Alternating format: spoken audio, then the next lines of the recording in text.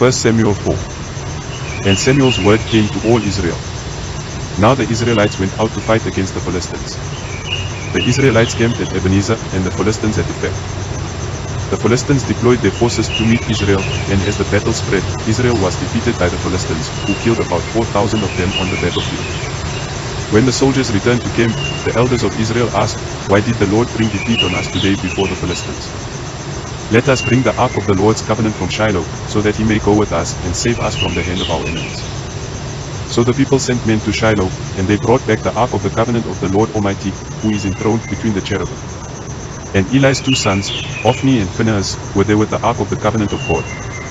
When the ark of the Lord's covenant came into the camp, all Israel raised such a great shout that the ground shook. Hearing the uproar, the Philistines asked, "What's all the shouting in the Hebrew camp?" When they learned that the ark of the Lord had come into the camp, the Philistines were afraid. "A god has come into the camp," they said. "Oh no! Nothing like this has happened before.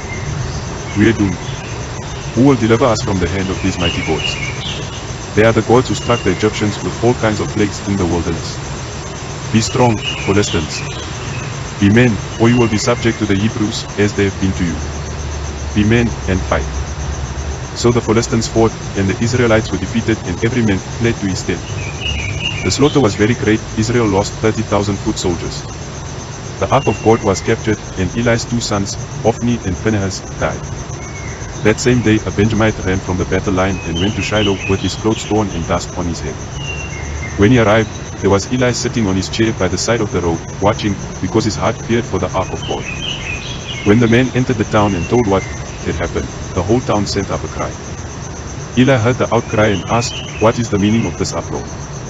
The man hurried over to Eli, who was 98 years old and whose eyes had failed so that he could not see. He told Eli, "I have just come from the battle line. I've fled from it this very day." Eli asked, "What happened, my son?" The man who brought the news replied, "Israel fled before the Philistines, and the army has suffered heavy losses. Also your two sons, Hophni and Phinehas, are dead, and the ark of God has been captured." When he mentioned the ark of God, Eli fell backward off his chair by the side of the gate.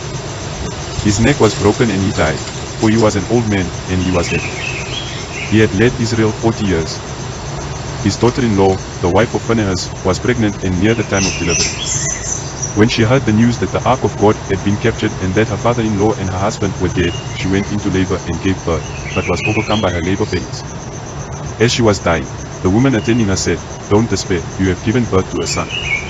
But she did not respond or pay any attention. She named the boy Ichabod, saying, "The glory has departed from Israel because of the capture of the ark of God and the deaths of her father-in-law and her husband." She said, "The glory has departed from Israel, for the ark of God has been captured."